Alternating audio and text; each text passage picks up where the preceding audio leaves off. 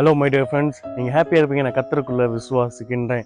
இன்றைக்கு நாம் நம்முடைய தேவைகளுக்காக, ஒருவேளை நமக்கு ஒரு நன்மைகள் வேணும், ஒரு மேன்மை வேணும்னு சொல்லி நம்ம ஒவ்வொருவரையாக பார்த்துருப்போம். ஏதாவது ஒரு மனிதர்களிடத்திலோ, ஏதோ ஒரு உயர்ந்த பதவியில் இருக்கிறவர்களிடத்துலேருந்து நம்மளுக்கு தயவோ, நமக்கு ஒரு காரணியமோ கிடைக்காதோ, நமக்கு ஒரு தேவை சந்திக்கப்படாதோ என்று நம்ம கலங்கி கொண்டு இருப்போம். தேவன் நம்முடைய வார்த்தை எனக்கு நினைப்பூட்டுகிறார். நம்முடைய தாசன் மூலமாக அவர் கூறுகிறார், நம்முடைய தேவனை நோக்கி நாம் திரும்ப அழைக்கப்பட்டிருக்கிறோம். நம்முடைய தேவனை நோக்கி, நம்மை படைத்த நம்முடைய பரம பிதாவாகிய தகப்பனை நோக்கி திரும்ப அழைக்கப்பட்டிருக்கிறோம். உலக பிரகாரமாய் பார்ப்பதை விட்டுவிட்டு, உலக பிரகாரமான மேன்மையான பணியிடங்களில் இருக்கிற மனிதர்களை பார்ப்பதை விட்டுவிட்டு, பரம தகப்பனை பார்க்க, நோக்கி, தியானிக்க நாம் அழைக்கப்படுகிறோம்.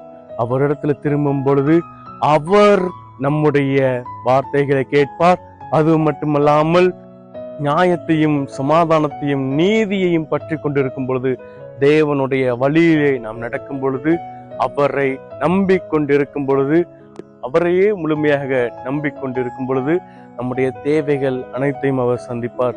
எனவே நாம் நம்முடைய தேவைகளுக்காகவோ, நம்முடைய மேன்மைகளுக்காகவோ உலகத்தை பார்க்காமல் தேவனிடத்துல திரும்பி தேவனுடைய வழியிலே நடப்போம். தேவனை முழுமையாக நம்பிக்கொண்டிருப்போம். தேவன் நமக்காக அனைத்தையும் செய்து முடிப்பார். தேவன் தாமே நம்ம யாவரையும் ஆசீர்வதிப்பாராக. God bless you all.